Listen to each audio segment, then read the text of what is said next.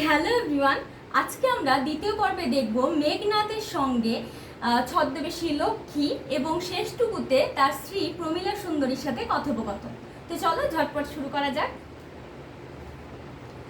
রত্নাকর রত্নোত্তমা ইন্দিরা সুন্দরী উত্তরিলা, হায় পুত্র মায়াবী মানব সীতাপতি, তব স্বরে মরিয়া বাঁচিল।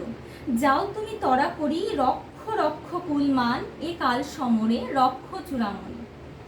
এখানে ইন্দিরা সুন্দরী অর্থাৎ ছদ্মবেশী লক্ষ্মী উত্তর দিলেন মেঘনাদকে যে পুত্র মায়াবী মানব সীতাপতি অর্থাৎ রামকে মায়াবী মানব বলা হয়েছে, কারণ মেঘনাদ যুদ্ধে যে রামকে হারিয়ে তার মৃত্যুদণ্ড দিয়ে এসেছিলেন সেই রাম পুনরায় মৃত্যু থেকে বেঁচে উঠেছে। এই কারণে মেঘনাদকে বলা হচ্ছে যে তিনি যেন তাড়াতাড়ি যান এবং তার কুলের মান যেন তিনি রক্ষা করেন। ছিড়িলা কুসুমদাম রোষে মহাবলী মেঘনাদ, ফেলাইয়া কনক বলয় দূরে পদতলে পরি শোভিল কুণ্ডল, যথা অশোকের ফুল অশোকের তলে আভাময়। ধিক মোড়ে কহিলা গম্ভীরে, কুমার হা ধিক মোড়ে, বৈরিদল বেড়ে স্বর্ণলঙ্কা, হেথা আমি বামাদল মাঝে, এই কি সাজে আমারে দশাননার তজ আমি ইন্দ্রজিৎ, আনুরত তরা করি ঘুচাবো এ অপবাদ বোধি রিপুকুলে। এইবার মেঘনাদ ভীষণ রেগে গেছেন এবং তিনি কিন্তু সেই কনক আসন ত্যাগ করে নেমে যুদ্ধক্ষেত্রে যাবেন বলেন প্রস্তুত হচ্ছে। সেই সময় তিনি কি করছেন না কুসুমদাম অর্থাৎ তার যে ফুলের মালাগুলো ছিল সেগুলো তিনি ছিঁড়ে ফেলছেন, তার কুণ্ডল তার কনক বলয় সেগুলো মাটিতে কোনোটা পায়ের তলায় কোনোটা পাশে ছড়িয়ে পড়ছে, ঠিক যেমনভাবে একটা অশোকের গাছ থেকে তার তলায় অশোকের ফুল পড়ে থাকে এবং তিনি নিজেকে বারবার ধিক্কার জানাচ্ছেন। তিনি বলছেন যে আজকে স্বর্ণলঙ্কার এরকম দশা, তার ভাইয়ের মৃত্যু হয়েছে, তার পিতা অর্থাৎ রাবণ যুদ্ধক্ষেত্রে যাবেন বলেন তৈরি হচ্ছে, সেইখানে তিনি কিনা বামাদল, বামা শব্দের অর্থ কিন্তু নারী, সেই বামাদল মাঝে তিনি এখানে প্রমোদ কাননে, এটা কি তাকে শোভা পায়? তিনি যে দশাননাত্মজ ইন্দ্রজিৎ অর্থাৎ তিনি রাবণের পুত্র, তাকে এই বিষয়গুলো একদমই শোভা পায় না। সাজিলা রথীন্দ্র সর্ব বীর আভরণে, হৈমবতী সুত যথা নাসিতে তারকে মহাসুর, কিংবা যথা বৃহন্নলা রূপী কিরীটি, বিরাট পুত্র সহ উদ্ধারিতে গোধন, সাজিলা সুর সমীবৃক্ষ মূলে। মেঘবর্ণ রথ চক্র বিজলি ছটা, ধ্বজ ইন্দ্রচাপ রূপী তুরঙ্গম বেগে আশুগতি, রথে চড়ে বীর চূড়ামণি বীর দর্পে হেনকালে প্রমীলা সুন্দরী, ধরিপতি করযুগ হায়রে যেমতি, হেমলতা অলিঙ্গয়ে তরুকুলেশ্বরে।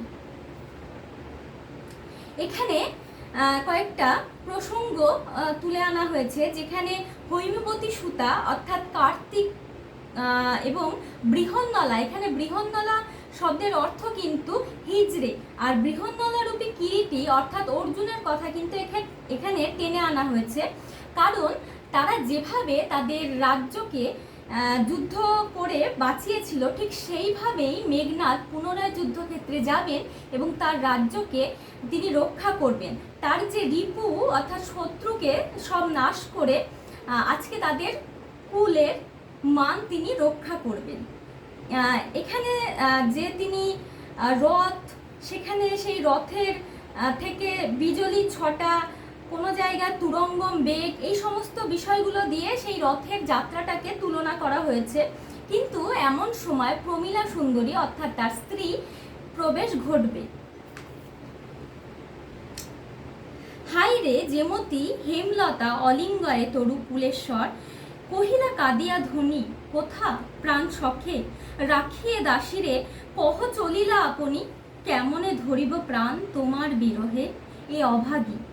হায় নাথ গহন কাননে ব্রততি, বাঁধিলে সাধে করি পদ, যদি তার রঙ্গরসে মন না দিয়া মাতঙ্গ যায় চলি, তবু তারে রাখে পদাশ্রয়ে যুদ্ধনাথ।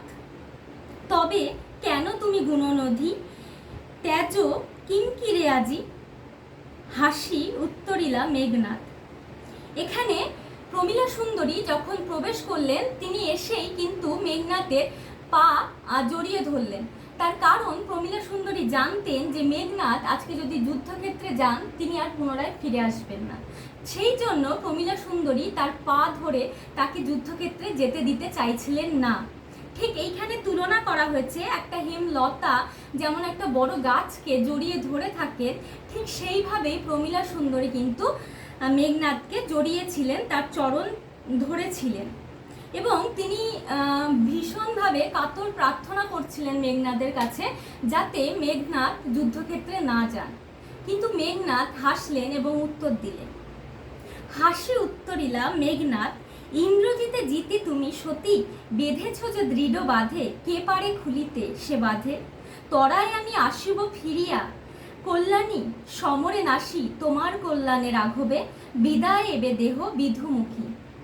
এখানে ইন্দ্রজিৎ প্রমীলা সুন্দরীকে বোঝাচ্ছেন যে যে ইন্দ্রজিৎ যিনি কিনা ইন্দ্রকে হারিয়ে আজকে রাজা হয়েছেন, সেই ইন্দ্রজিৎকে তুমি জিতেছো। প্রমীলা সুন্দরীকে তিনি বলছেন সেখানে তোমার ভয় কিসের, আমি ভীষণ তাড়াতাড়ি যাব এবং পুনরায় সেই যুদ্ধক্ষেত্র থেকে তাড়াতাড়ি রামকে পরাজয় করে ফিরে আসব, তুমি আমাকে সেই যুদ্ধক্ষেত্রে যেতে দাও, এই বলে তিনি বিদায় নেবেন।